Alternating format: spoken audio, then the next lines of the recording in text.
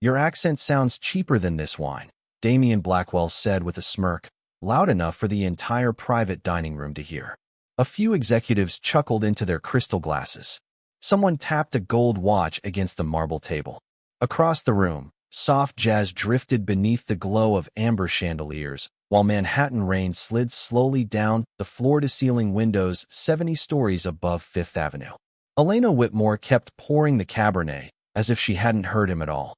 Her expression stayed calm, polite, controlled, but her fingers tightened slightly around the silver wine bottle.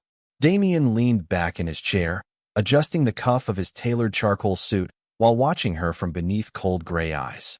At 39, he had built Blackwell Global into one of the most feared investment firms on Wall Street. Men twice his age waited for his approval before speaking. Entire companies rose or collapsed depending on how long he held eye contact during negotiations. And tonight's dinner mattered more than any acquisition he had touched in years. A $900 million partnership with Khalid Al-Rahman, one of the most powerful private investors in the Middle East. You from Texas or something? One of the executives joked as Elena placed another glass on the table. Kentucky, maybe? Another laugh circled the room. Elena gave a small professional smile. Tennessee, sir. Damien gave a quiet laugh under his breath. Close enough. The comments should have embarrassed her. Most servers would have rushed away with burning cheeks and lowered eyes. But Elena simply nodded once and stepped back beside the wall, posture straight, hands folded neatly in front of her black apron. Quiet. Watching. Damien noticed that immediately. There was no nervousness in her face. No desperation to please them. Just stillness. The kind that almost felt deliberate. Before he could study her further, the dining room doors opened. Khalid Al-Rahman entered surrounded by two assistants dressed in dark tailored suits. The entire atmosphere shifted instantly. Chairs straightened. Smiles sharpened. Damien rose first, extending his hand with polished confidence. Mr. Al-Rahman, welcome to New York. Khalid nodded politely, his sharp eyes scanning the room with calm intelligence before everyone sat again beneath the warm golden lights. Elena moved quietly between them, refilling water glasses while the conversation began. Numbers, shipping routes, international expansions. Billions discussed casually between bites of dry-aged steak and truffle potatoes. Then the investor suddenly spoke in Arabic to his legal advisor seated beside him. Fast, low, precise. Damien paused for half a second before glancing toward the interpreter at the end of the table. The older translator adjusted his glasses and smiled nervously. Mr. Al-Rahman says the revised percentage agreement is acceptable. Damien relaxed immediately. Excellent, he replied, reaching for the contract folder beside him. But near the wall, Elena stopped moving. Barely noticeable. Just one small pause while holding a tray against her hip. Her eyes narrowed slightly. Something was wrong. Khalid continued speaking in Arabic, slower this time, and the translator's smile tightened. He also agrees to transfer majority operational authority after 18 months. Damien picked up the silver pen. Around the table, executives exchanged relieved looks. The deal was finally done. But Elena's heartbeat had started to rise. Because that wasn't what Khalid had said at all. Not even close. She could still hear the exact Arabic phrase echoing in her head beneath the soft jazz and clinking glasses. Her mother used to say those same words in Amman when warning people never to sign anything they hadn't fully read. Elena looked at Damien's hand hovering over the contract, then at Khalid's calm expression, then back at the translator. The rain outside grew heavier against the glass. Sir, Elena said quietly. Damien didn't look up. What? Her voice remained soft. Careful. That's not what he said. The entire room went silent. The silence hit the room harder than the rain against the windows. Damien slowly lowered the silver pen onto the contract folder while every executive at the table turned toward Elena with stunned disbelief. For one long second, nobody moved. The jazz music near the piano suddenly sounded far away. Even the waiter carrying dessert near the entrance stopped mid-step. Damien stared at her as though he had not heard correctly. Excuse me. His voice was calm, but colder now. Elena kept both hands steady against the serving tray resting near her waist.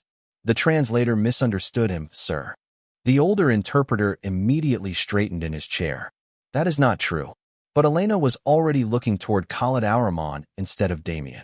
The investor's dark eyes had narrowed with sudden curiosity. He had noticed the accent in her English earlier. Most people did. But now he was studying something else entirely. Recognition.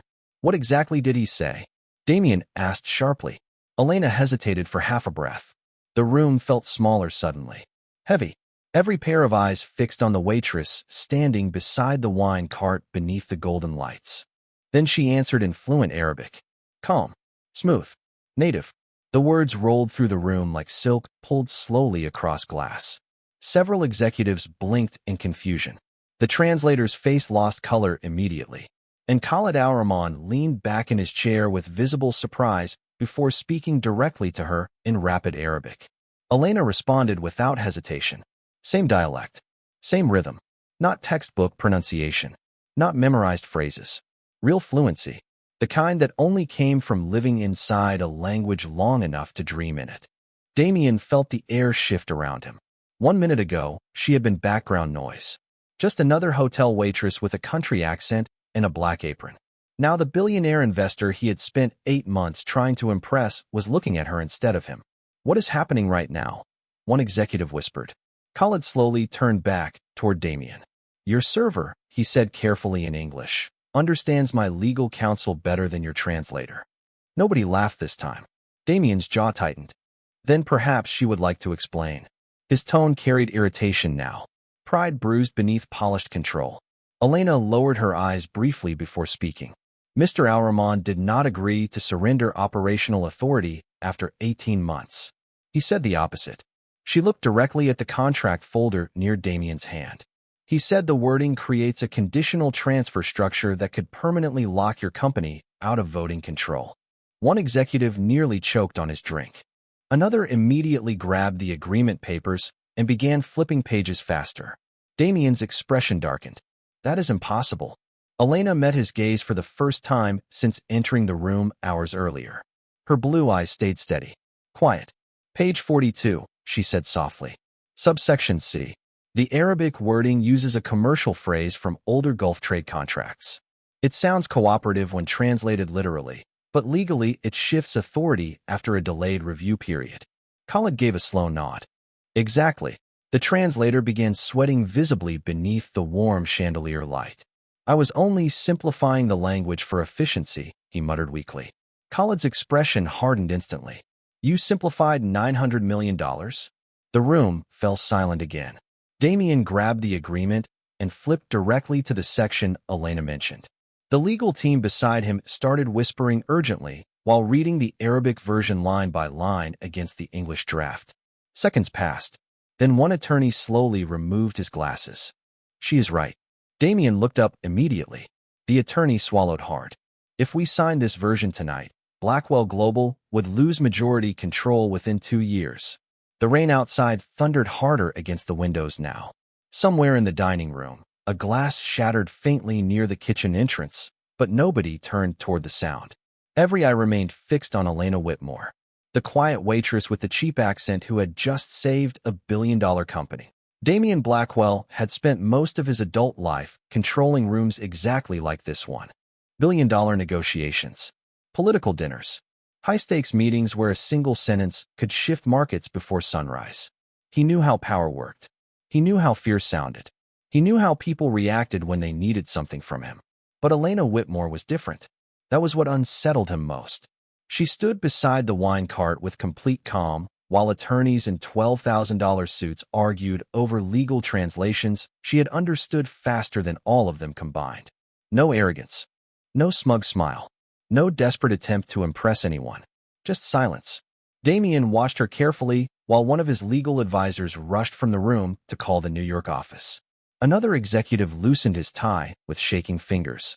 Across the table, Khalid Al-Rahman sipped sparkling water slowly, studying Elena with visible fascination. Where did you learn Gulf commercial Arabic? He finally asked. Elena hesitated. My mother taught literature in Amman when I was growing up. Her voice remained soft, but the room listened now. Completely. Jordan? Khalid asked. She nodded once. Until I was 16. Damien leaned back slightly in his chair, eyes narrowing. Nothing about her matched the image he had created 5 minutes earlier. Not the accent. Not the composure. not the way she carried herself under pressure. He remembered mocking her voice less than 10 minutes ago. Cheap accent. The phrase now echoed inside his own head with an ugliness he had not expected to feel. One of the executives suddenly laughed nervously. Well, this has certainly been an interesting dinner. Nobody joined him. The silence afterward felt almost painful. Elena gently placed the empty wine bottle onto the service tray. Would anyone like another pour? She asked politely, as though she had not just prevented financial disaster. Khalid smiled faintly at that. You save the company first, he said. Then continue serving drinks. Elena lowered her eyes modestly. I was only doing my job, sir. Damien stared at her. No, that was not true. She had stepped into a room full of wealthy strangers and interrupted a $900 million deal, knowing exactly what could happen if she was wrong. Most people would have stayed quiet, especially after being humiliated publicly, especially by someone like him. But she spoke anyway, because the truth mattered more than comfort. Damien suddenly felt something unfamiliar press against his chest. Shame. It irritated him immediately. He was not a man who apologized often. Wall Street did not reward softness. Hesitation destroyed people in his industry.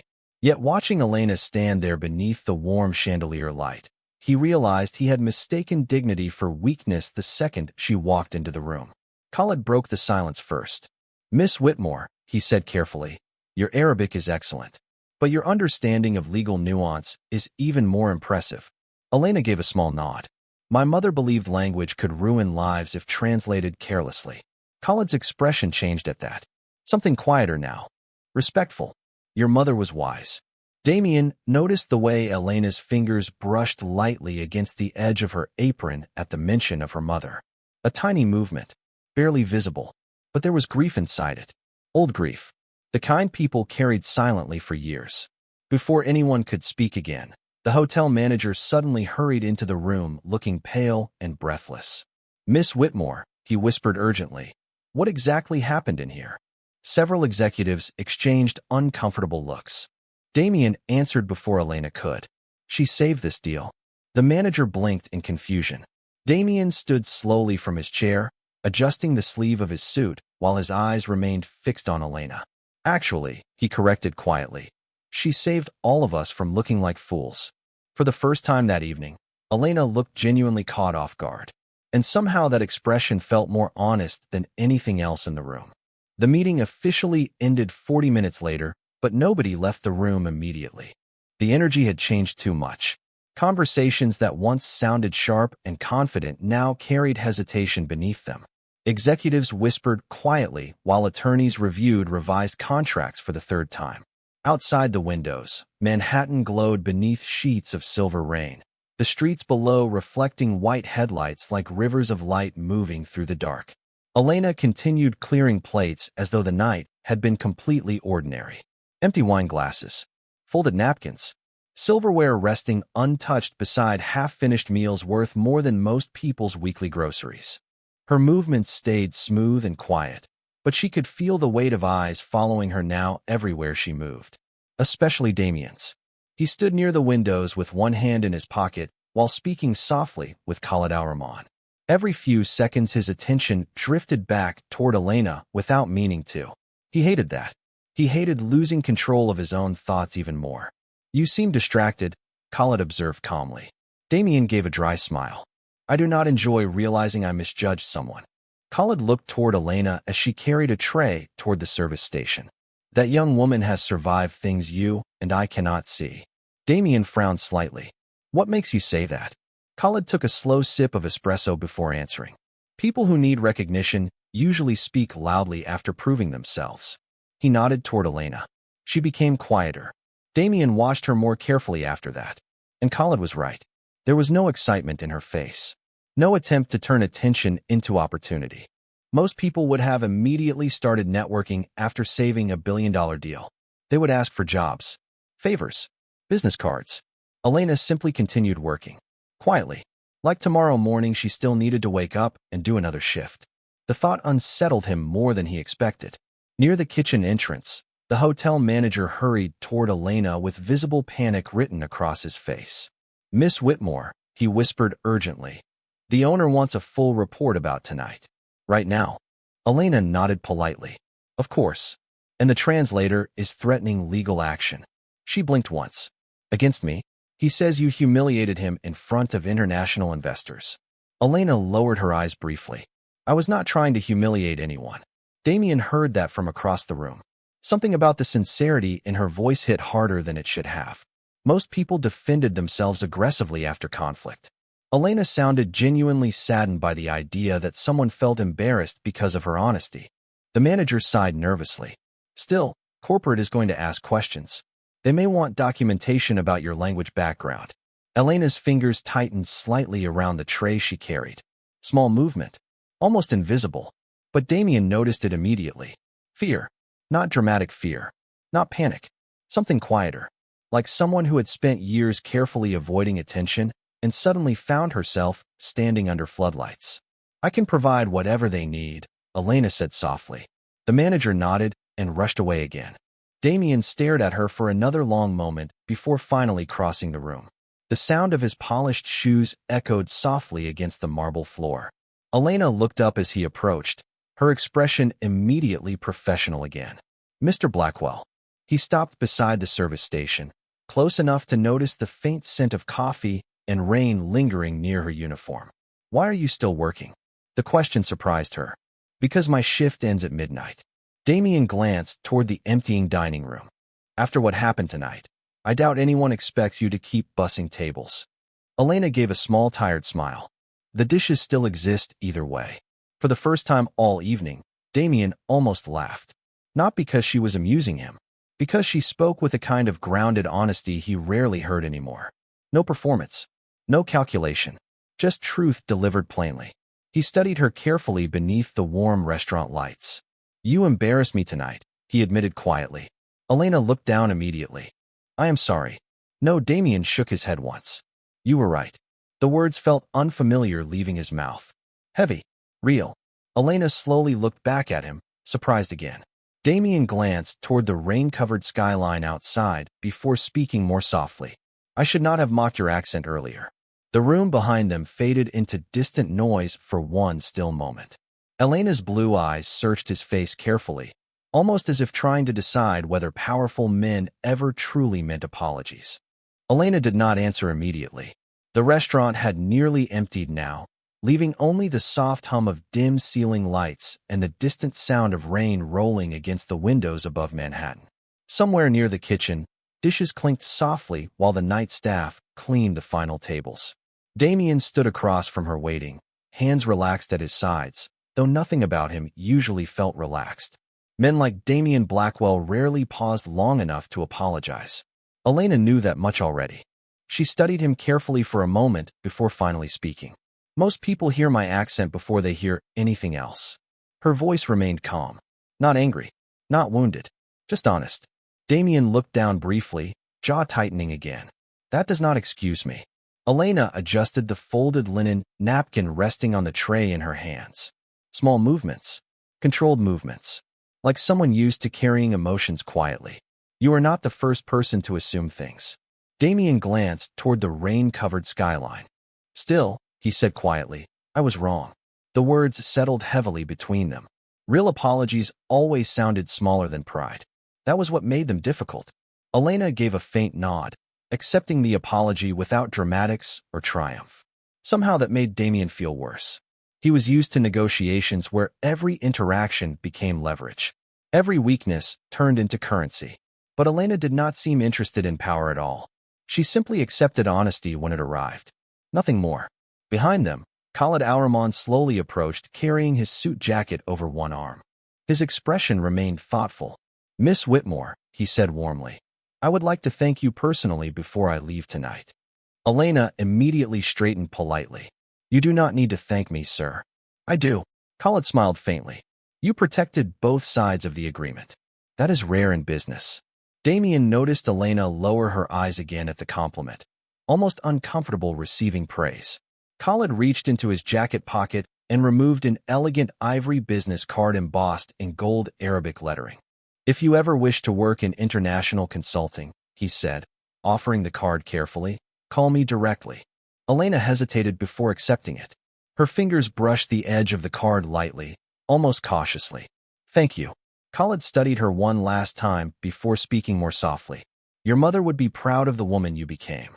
For the first time that night, emotion visibly flickered across Elena's face before she quickly lowered her gaze again. Just a tiny crack in the calm she carried so carefully.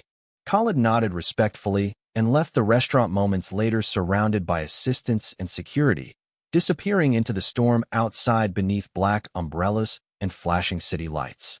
Silence settled again after the doors closed behind him. Damien remained near the service station, watching Elena place the business card carefully into the pocket of her apron beside a small worn notebook. He noticed the notebook immediately. The leather edges were faded with age, pages swollen slightly from years of use. What is that? He asked. Elena glanced down instinctively. Nothing important. Damien recognized avoidance when he heard it. People usually say that when something matters a great deal. Elena almost smiled at that. Almost. She gently opened the notebook while checking inventory notes for the next shift. Damien caught a brief glimpse of handwritten Arabic phrases covering the margins beside English translations and small notes written in blue ink. Some pages looked old enough to belong to another lifetime. Your mother's writing? He asked quietly. Elena's fingers paused against the paper. Some of it. Damien looked more carefully now.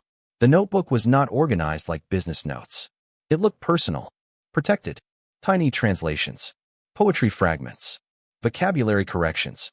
There were coffee stains on certain pages and folded corners worn soft with time.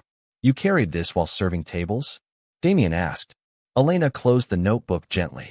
I carry it everywhere. The answer landed strangely hard inside him. Damien suddenly imagined her studying languages alone late at night after long shifts while the rest of Manhattan slept. Quiet effort. Invisible effort. Years of it. And earlier that evening he had reduced her entire existence to a cheap accent and a black apron. The realization sat heavily in his chest. Elena slid the notebook back into her pocket and lifted the tray again. I should finish cleaning before the breakfast crew arrives. Damien looked around the nearly empty restaurant. At midnight. Breakfast prep starts at 4:30. Damien blinked once. You work double shifts? Elena gave a tired shrug. Rent in Manhattan does not translate easily either. For the first time in years, Damien Blackwell did not know what to say. Damien finally left the hotel a little after 1 in the morning, but Elena Whitmore stayed in his mind long after the Blacktown car disappeared into downtown traffic. Rain streaked across the windows beside him while Manhattan glowed silver and gold beneath the storm. Usually after a negotiation dinner, Damien would already be reviewing numbers, sending strategy emails, planning tomorrow's headlines before sunrise. Tonight he sat in silence. One sentence repeated inside his head over and over. Rent in Manhattan does not translate easily either. The driver glanced at him once through the rearview mirror. Home, sir. Damien looked absently at the city outside. Small diners still open. Steam rising from subway grates. Delivery workers pedaling bicycles through the rain, while most executives slept inside luxury towers above them. Office, Damien answered quietly. 30 minutes later, he stepped into the 43rd floor headquarters of Blackwell Global overlooking Park Avenue. The entire office was nearly empty except for a few analysts working overnight beneath pale white lights. Damien walked directly into his private office and loosened his tie slowly. Usually the skyline made him feel powerful. Tonight it only felt distant. He placed the revised contract on his desk and stared at the Arabic clause Elena had caught in seconds. His own legal department had missed it. His translator had missed it. He had missed it. But the waitress carrying wine glasses saw the trap immediately. Damien leaned back in his chair, thinking about the notebook in her apron pocket. The worn leather edges. The handwritten translations.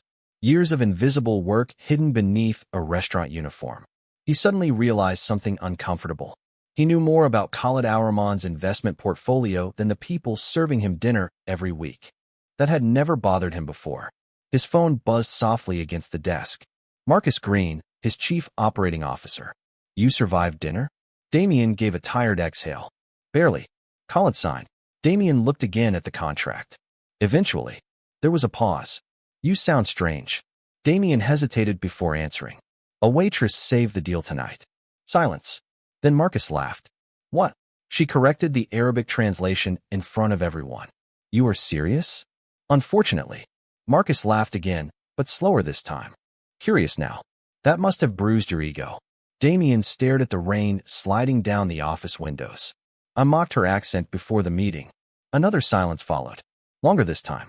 Marcus finally spoke carefully. And then she saved your company. Damien closed his eyes briefly. Yes. Marcus whistled softly under his breath. That sounds less like a business dinner and more like karma. Damien almost argued. Instead, he remembered Elena quietly apologizing because the translator felt embarrassed. Not defensive, not proud, just kind. That bothered him more than if she had humiliated him back. What is her name? Marcus asked. Elena Whitmore. Papers shuffled faintly through the phone speaker as Marcus typed something. Hotel employee? Waitress. Interesting. Damien immediately recognized the tone in Marcus's voice. Investigative. Corporate. Do not start digging into her. Why not? Damien frowned slightly. Because she is not a competitor. No, Marcus replied calmly. But apparently she is the smartest person who attended your meeting tonight. Damien looked down at the contract again without answering. Deep down he knew Marcus was not entirely joking. After ending the call, Damien sat alone in silence for several minutes before finally opening his laptop. He typed Elena Whitmore into a private database search connected to employment records, university archives, and public documents. Usually he used the system to research acquisition targets before negotiations. Tonight his fingers paused above the keyboard unexpectedly. Something about investigating Elena this way suddenly felt wrong. Too cold. Too transactional. Like turning a person into data before understanding who they actually were. Damien leaned back again, frustrated with himself. Since when did he hesitate? Outside the office windows, thunder rolled low across the city. Finally, he closed the laptop without searching her name. Across Manhattan, Elena was probably still carrying trays beneath fluorescent kitchen lights while executives slept in penthouses above the clouds. And somehow that reality made Damien Blackwell feel smaller than he had in years. Elena finally left the hotel at 4:15 in the morning, just as the first pale traces of dawn softened the edges of Manhattan's skyline. The rain had stopped, leaving the streets slick with reflections from neon signs and yellow taxis drifting through nearly empty intersections. Her feet ached from 14 straight hours on shift, but she still walked with quiet steadiness beneath the cold, early morning air. One hand remained tucked inside the pocket of her coat, fingers resting lightly against the old leather notebook and Khalid Al-Rahman's business card beside it. The city smelled different before sunrise. Cleaner somehow. Steam curled upward from subway vents while bakery lights flickered awake one block at a time. Elena passed office towers where janitors vacuumed marble floors beneath billion-dollar logos no one looked at anymore. Most of the people running those companies would not arrive for another 4 hours. She understood that world better than they would ever guess. Her apartment sat above a small laundromat in Queens, narrow and aging but warm enough during winter if the radiator decided to cooperate. Elena climbed the stairs quietly and unlocked the door without turning on the overhead light. A small lamp already glowed beside the couch. Her younger brother Noah sat there surrounded by textbooks and empty coffee cups, still awake. He looked up immediately. "You are home late." Elena smiled tiredly while hanging her coat near the door. Big corporate dinner. Noah noticed the exhaustion in her eyes instantly. Bad night. Elena hesitated while slipping off her shoes. Then she gave a soft laugh that still sounded disbelieving even to herself. Strange night. Noah closed his chemistry textbook halfway. At 19, he carried the same blue eyes as Elena, but none of her calm. What happened? Elena walked toward the tiny kitchen and filled a glass of water before answering. I corrected a billionaire in front of another billionaire. Noah blinked once. I am sorry, what? For the first time since leaving the hotel, Elena genuinely smiled. Small. Real. Long story. Noah leaned back against the couch watching her carefully. You look upset. I am tired. No, he shook his head slowly. That face means something is bothering you. Elena looked down at the glass in her hands. Noah had always known her too well. After their mother died, silence became the language they spoke most often. Tiny expressions. Half-finished sentences. The quiet ways grief reshaped people who loved each other. Someone apologized to me tonight, Elena admitted softly. Noah frowned slightly. Why does that sound like a problem? Elena leaned against the kitchen counter beneath the weak yellow light. Because I think he actually meant it. Noah stared at her for a moment before laughing quietly. That is your crisis? Elena shook her head with tired amusement. You did not meet him. She told him about Damien Blackwell then. The dinner. The insult. The contract mistake. The apology afterward beside the service station while rain covered the windows behind them. Noah listened silently the entire time. When she finished, he gave a low whistle. So this billionaire mocked your accent and then realized you were smarter than everyone in the room. Elena immediately frowned. That is not what matters. Then what does? She looked toward the apartment window where dawn slowly brightened the edges of the city. The way he looked at me after. Noah raised an eyebrow. Elena searched for the words carefully. Not embarrassed exactly. More like, she paused. Like he suddenly realized I existed. Silence settled softly between them. Noah closed his textbook fully now.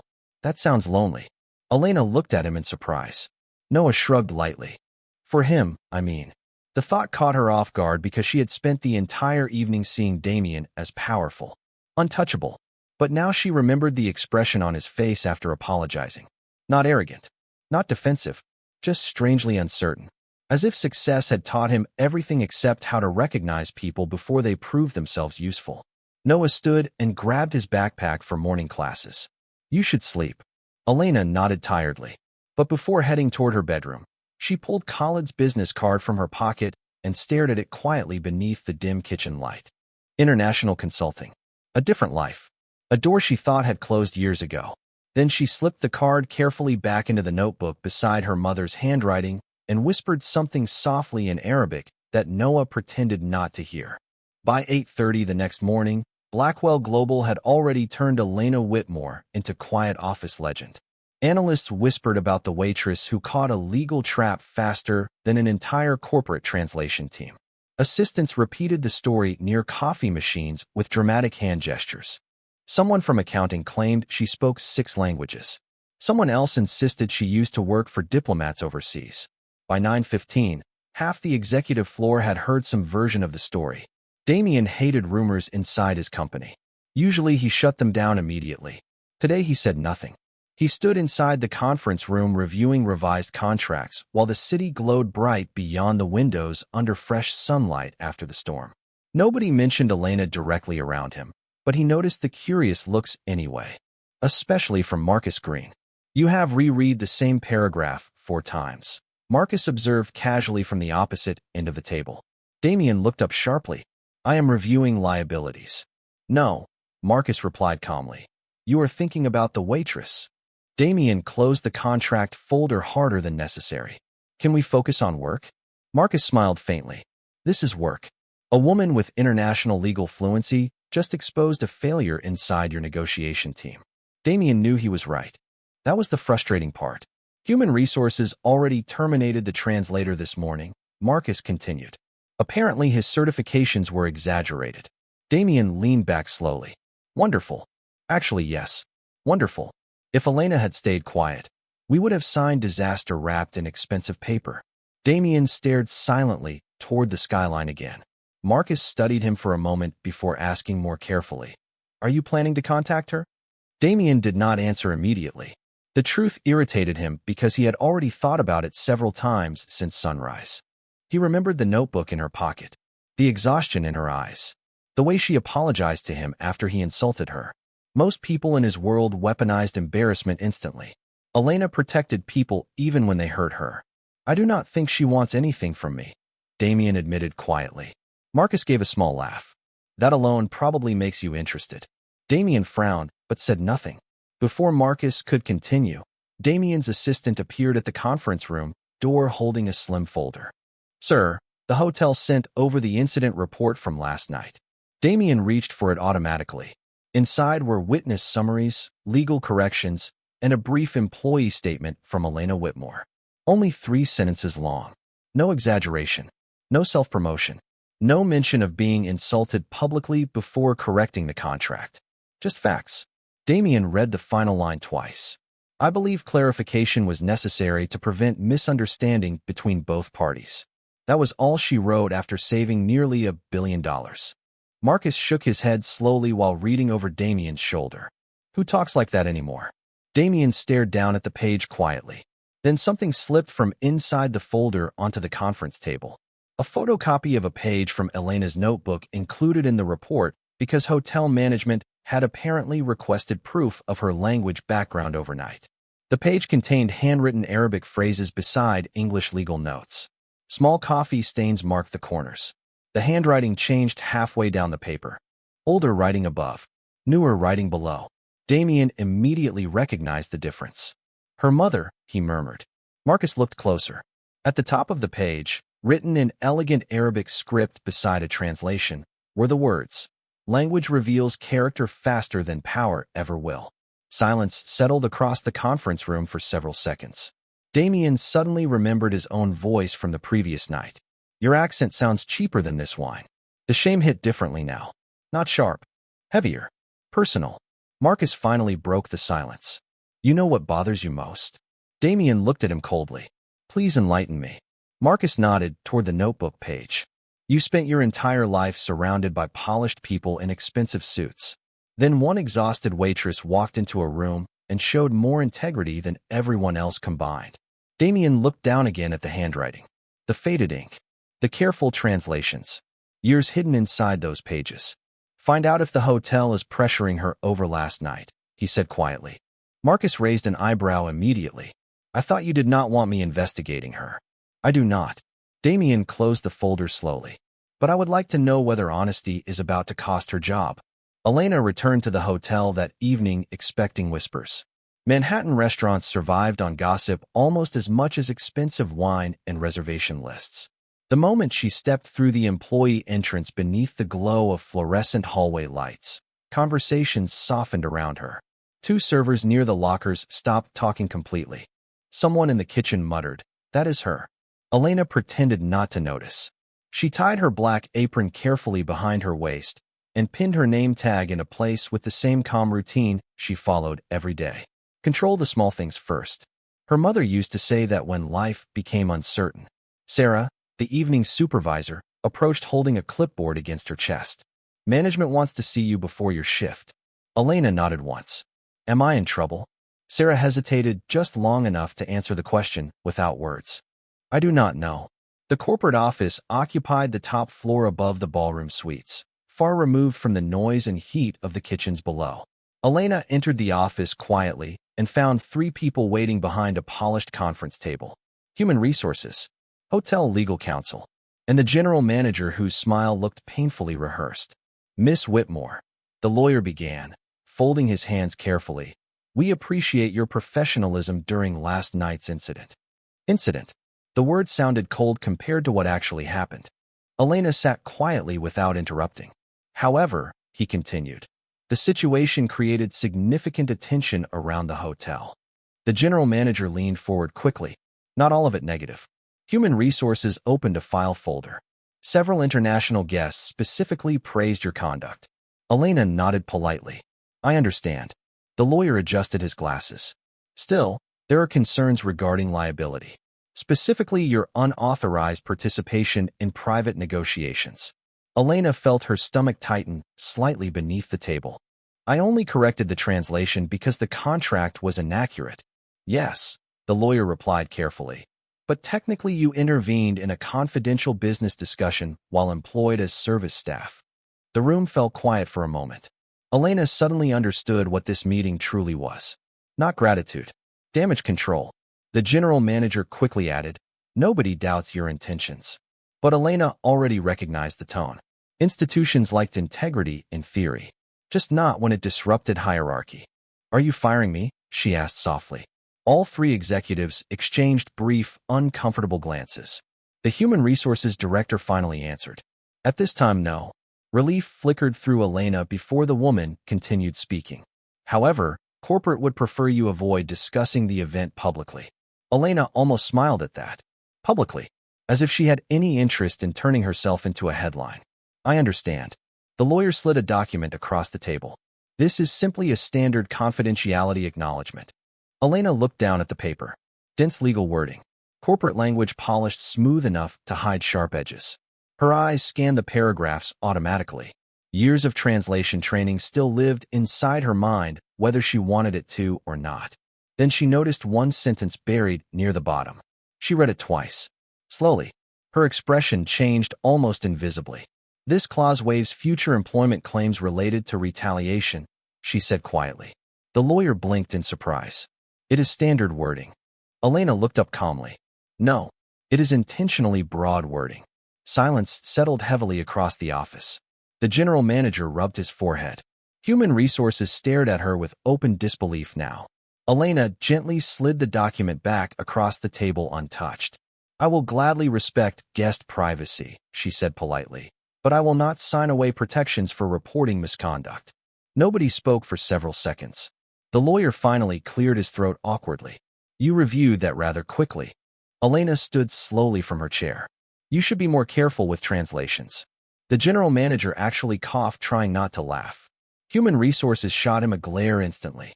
Elena gathered her apron calmly and headed for the door. Just before leaving, she paused. "For what it is worth," she said softly without turning around, "I never wanted attention from any of this." Then she walked out beneath the cold office lights, leaving 3 corporate executives staring at each other in complete silence. Downstairs, the dinner rush had already begun. Plates clattered. Espresso machines hissed. Wealthy guests laughed beneath chandeliers without noticing the quiet waitress stepping back onto the restaurant floor. But tonight felt different. Not because people suddenly respected her. Because Elena was finally starting to realize how many powerful people became uncomfortable the moment someone underestimated refused to stay small. The story should have disappeared after a few days. Manhattan moved too fast to stay interested in one strange dinner. Markets shifted. New scandals appeared. Executives chased newer headlines before breakfast. But Elena Whitmore kept resurfacing inside conversations Damian Blackwell could not escape. A junior attorney mentioned her during a board meeting while discussing international contract revisions. An investor from Dubai casually praised the waitress with sharper instincts than most consultants. Even Khalid Al-Rahman referenced her during a video call 3 days later. "Have you hired Miss Whitmore yet?" he asked calmly. Damian looked up from the conference table immediately. "No," Khalid sounded genuinely surprised. "Then someone else eventually will."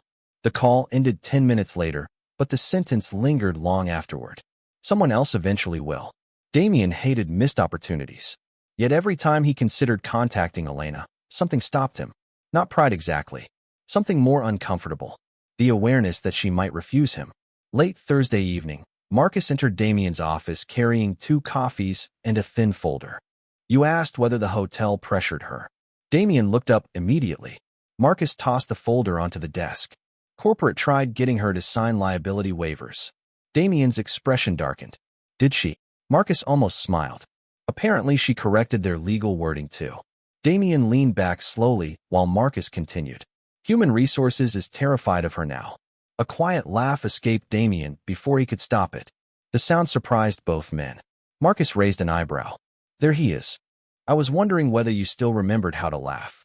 Damian ignored the comment and opened the folder. Inside were only a few public records Marcus had gathered carefully without invasive investigation. Community college enrollment.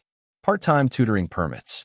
Translation certifications expired years earlier. Nothing explained how Elena Whitmore could navigate complex Arabic commercial language better than international legal consultants earning 6 figures annually. Then Damian noticed a small photograph paperclipped near the back. Not professional. Grainy. Probably from social media. Elena sat at a folding table inside what looked like a church basement classroom surrounded by immigrant children holding English workbooks. Whiteboards covered the walls behind them with vocabulary phrases written in multiple languages. Elena smiled gently while helping a little girl sound out English sentences line by line. Damian stared at the photograph longer than expected. No cameras. No publicity. No corporate branding. Just quiet work done after midnight shifts while most people rested. "Where was this taken?" he asked softly. Marcus checked the notes. "Queens Community Center. Tuesday nights." Damian looked again at the photograph. Elena looked happier there than she had inside the luxury hotel. More relaxed. Like she finally occupied a space where nobody underestimated her first. Marcus studied him carefully from across the office. "You know what fascinates you about her?" Damian closed the folder slowly. I am sure you are about to tell me. She does not perform intelligence. Marcus leaned against the window overlooking Park Avenue traffic below. Most people in our world weaponize education like jewelry. Fancy schools. Expensive words. Constant self-advertising. He nodded toward the photo. She serves tables all night and teaches immigrants English afterward without telling anyone. Damien remained silent because every word felt uncomfortably accurate. Marcus lowered his voice slightly. That kind of person changes rooms without trying to. The office fell quiet except for distant city noise humming far below the glass windows. Damien looked again at Elena helping the child read from a workbook while fluorescent lights glowed softly overhead. He suddenly remembered mocking her accent in front of an entire room. The memory now felt smaller than shame. It felt ignorant. His assistant knocked gently against the office door moments later. "Sir, your car is ready." Damien glanced at the clock. Nearly 9 at night. Another dinner. Another negotiation. Another room full of polished voices and rehearsed ambition. He reached for his suit jacket automatically, then stopped halfway. "Marcus." "What?" Damien looked once more at the photograph before answering quietly. "Find out where that community center is." Marcus blinked once. "You are going there?" Damien slid the photograph back into the folder carefully. "I would like to hear how she sounds when nobody is judging her accent." The community center sat between a grocery store and a closed hardware shop in Queens, easy to miss unless someone was looking for it. Damien arrived just after 7 on Tuesday evening wearing a dark wool coat instead of one of his usual tailored suits. The November air carried the sharp smell of rain and street food, while traffic hummed softly beyond the narrow sidewalks. For several seconds he remained inside the car watching the small brick building through tinted windows. Children's drawings covered the front glass doors. Handwritten flyers in Spanish, Arabic, and Mandarin fluttered beneath a buzzing light fixture overhead. Nothing about the place looked important by Manhattan standards. No marble lobby. No investors. No polished assistants carrying espresso orders through silent hallways. Yet Damien felt strangely nervous stepping out onto the sidewalk. Inside, fluorescent lights glowed warmly over folding tables crowded with notebooks and secondhand dictionaries. Conversations drifted through the room in different accents and uneven English sentences. A tired father practiced job interview questions beside a teenager studying citizenship forms. An elderly woman repeated vocabulary words softly under her breath while writing them carefully into a spiral notebook. Damien stood near the entrance unnoticed at first. Then he heard Elena's voice from across the room. Calm, patient, gentle. "No, not sheet," she corrected softly while smiling at a young boy struggling through pronunciation exercises. "Listen carefully. Sheep. Stretch the sound." The little boy tried again. Elena nodded encouragingly. "Better." Damien watched her quietly from the back of the room. She looked different here. Lighter somehow. The exhaustion still lived beneath her eyes, but it no longer controlled her face. She moved between tables carrying stacks of photocopied worksheets and helping students one by one without ever sounding impatient. Nobody cared about her accent here. Nobody mocked it. In fact, several students sounded comforted by it, as though hearing someone imperfectly human made learning less frightening. Damien suddenly understood why she kept it. A middle-aged man approached Elena holding an application form with visible embarrassment. "I cannot understand this section," he admitted quietly. Elena took the paper gently. "Insurance forms are written to confuse everyone. Do not worry." The room laughed softly. Even the man smiled. Damien noticed something then that unsettled him deeply. Respect here worked differently. Nobody cared how much money Elena made. Nobody knew she had corrected billion-dollar contracts. Yet every person in the room trusted her completely. Not because of status. Because she made them feel less ashamed while learning. Elena turned toward the whiteboard while explaining pronunciation rules, and her eyes suddenly caught Damien standing near the doorway. She froze for half a second. Surprise flickered across her face immediately. Then confusion. Damien almost left right there. He suddenly realized how invasive this might appear. A billionaire showing up uninvited at a community center because he could not stop thinking about a waitress. But Elena simply walked toward him after dismissing the class for a short break. "Mr. Blackwell." Her voice stayed calm, though quieter now. Damien glanced awkwardly around the room. "I hope I am not interrupting." Elena looked genuinely puzzled. "What are you doing here?" Honest question. No flirtation. No excitement about his wealth. Damien appreciated that more than he expected. I wanted to see something, he admitted. Elena folded her arms lightly. And did you? Damien looked around the room again. Students practicing English beside paper coffee cups and old winter coats. A little girl proudly reading complete sentences aloud while Elena's students encouraged her softly. Yes, he answered quietly. Elena waited. Damien struggled for the right words because none of them felt large enough. Finally, he looked directly at her. You sound different here. Elena blinked once, surprised by the answer. Different. Happier. Silence settled softly between them while voices echoed faintly around the classroom. Elena glanced back toward her students before answering. People learn languages faster when they do not feel judged for trying. The sentence landed harder than she intended. Damien felt it immediately. Elena noticed that too. For a brief moment, both of them stood there remembering the first thing he ever said to her. Elena looked away first. Not because she felt ashamed, but because some truths became too personal once spoken aloud. Around them, students slowly returned from break, carrying paper cups of coffee and wrinkled worksheets, while winter wind rattled softly against the old building windows. Damien remained near the classroom doorway, uncertain what to do with his hands for perhaps the first time in years. Inside boardrooms, uncertainty usually belonged to everyone else. Elena picked up a stack of vocabulary packets from a nearby table. You should probably head back to Manhattan, she said gently. People like you do not usually spend Tuesday nights in folding chairs. Damien glanced down at the metal chair beside him. Maybe people like me should. Elena almost smiled at that before turning toward her students again. A teenage boy raised his hand immediately. Miss Elena, can you help with pronunciation? Of course. She walked away without ceremony, kneeling beside the student while explaining sentence rhythm patiently line by line. Damien watched quietly from the back of the room for nearly 40 minutes afterward. Nobody treated him like a billionaire there because most people did not recognize him at all. To them, he was simply a tall man in a dark coat, standing awkwardly beside a bulletin board covered in children's drawings and free legal aid flyers.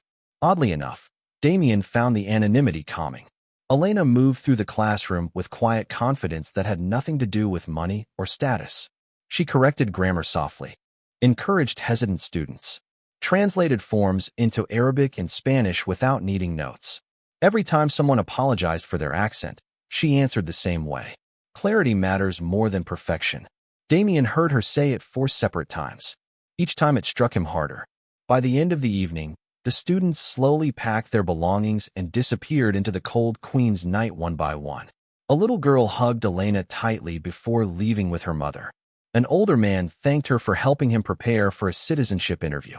Elena smiled warmly at each goodbye until the room finally emptied. Then silence returned beneath the pale fluorescent lights. Damien stepped forward carefully while Elena erased grammar exercises from the whiteboard. You never told me you taught classes here. Elena shrugged lightly. You never asked. Fair enough. Damien slipped his hands into his coat pockets. How long have you been doing this? 5 years. For free. Elena gave him a puzzled look. Most of them cannot afford tutors. Damien stared at her quietly. 5 years. Double shifts at a Manhattan hotel, followed by unpaid night classes in Queens. He suddenly thought about every executive he knew who donated money only after ensuring cameras were present first. Elena had done this for years without telling anyone. Why languages? He asked softly. Elena capped the dry erase marker and looked toward the rows of empty chairs. Because when people cannot communicate, they become invisible. Damien felt the words settle deeply inside him. Invisible. He remembered how easily he dismissed her the night they met. The accent, the uniform, the assumptions. Elena rested one hand lightly against the teacher's desk.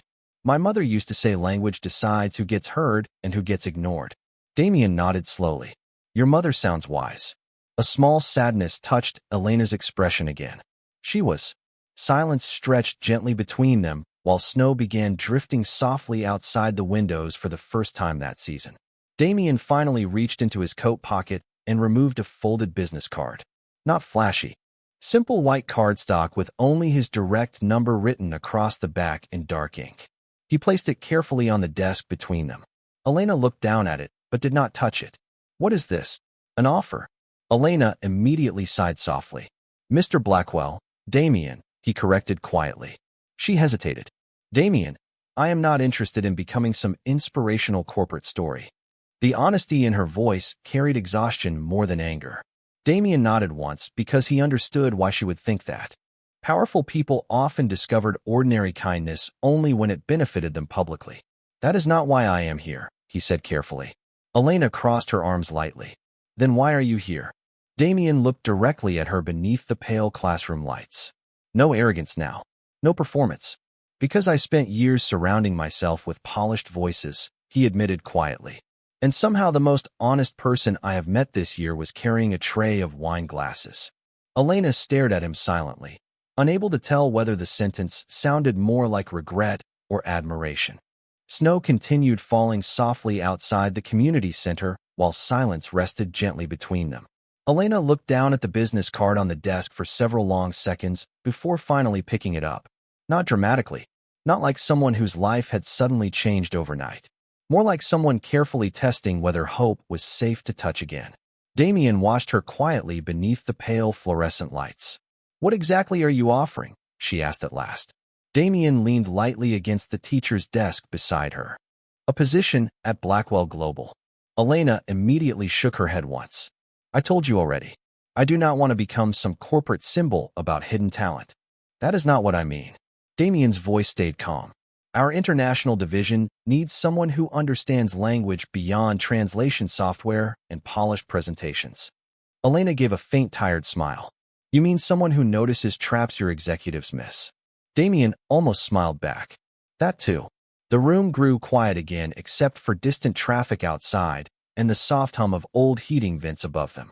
Elena traced one finger slowly along the edge of the card. I spent years trying not to stand out, she admitted softly. After my mother died, surviving became more important than ambition. Damien listened without interrupting. No one needed school. Rent kept increasing. Life got smaller little by little. She glanced around the classroom filled with folding chairs and secondhand books. Eventually, you stop imagining different futures because disappointment becomes expensive. Damien felt something tighten in his chest hearing that. Not pity. Respect. Elena spoke about struggle without turning it into tragedy. No self-promotion. No bitterness. Just truth. And yet you still taught here every week, he said quietly. Elena looked toward the whiteboard where vocabulary words remained half-erased beneath fluorescent light. Because people deserve to feel heard before they feel successful. Damien lowered his eyes briefly. Somewhere along the way, he realized he had spent years building companies while forgetting that simple idea entirely. Several months later, spring sunlight poured through the glass walls of an international business conference in Washington, D.C. Rows of diplomats, executives, and policy advisors filled the enormous ballroom, while quiet conversations echoed beneath crystal chandeliers overhead. Damien stood near the back of the room beside Marcus Green, watching the stage lights warm slowly across the podium. You look nervous, Marcus whispered. Damien adjusted the sleeve of his dark navy suit. I do not get nervous. Marcus gave him a sideways look. You have checked the schedule 12 times. Before Damien could answer, the ballroom lights dimmed softly. The moderator stepped onto the stage and smiled toward the audience. Our keynote speaker today specializes in cross-cultural negotiation ethics and international communication strategy. Damien felt a strange calm settle over him as Elena Whitmore walked onto the stage beneath warm golden lights. She wore a simple charcoal suit. No expensive jewelry. No dramatic entrance. Just quiet confidence. The room applauded politely at first, then more strongly once she began speaking. Her Tennessee accent was still there, untouched, honest, and this time nobody laughed. Hundreds of powerful people sat completely silent listening to every word she said about language, dignity, and the invisible ways people decide whose voices matter. Damien watched from the back of the ballroom with something close to awe, not because Elena became successful. She already was long before anyone noticed. What moved him was simpler than that. She never changed herself to earn respect from people who should have offered it freely in the first place. After the speech ended, the audience rose into a standing ovation that seemed to last forever beneath the bright conference lights. Elena looked genuinely overwhelmed for just a second before recovering her calm smile again. Damien was the first person standing, and somehow he suspected she knew that without even looking for him. Later that evening, long after the conference ended, Elena passed Damien near the ballroom exit while guests disappeared into the warm spring night outside. "You kept the accent," he said softly. Elena smiled. "Small. Peaceful. It was never the problem." Damien nodded slowly because now he finally understood. Some voices sound quiet only because the world spent too long refusing to listen. And sometimes the people dismissed first become the ones everyone remembers longest. If this story stayed with you tonight, perhaps it is because all of us have underestimated someone before speaking to them long enough to understand who they truly were. And maybe the world becomes a little kinder every time we choose to listen first instead.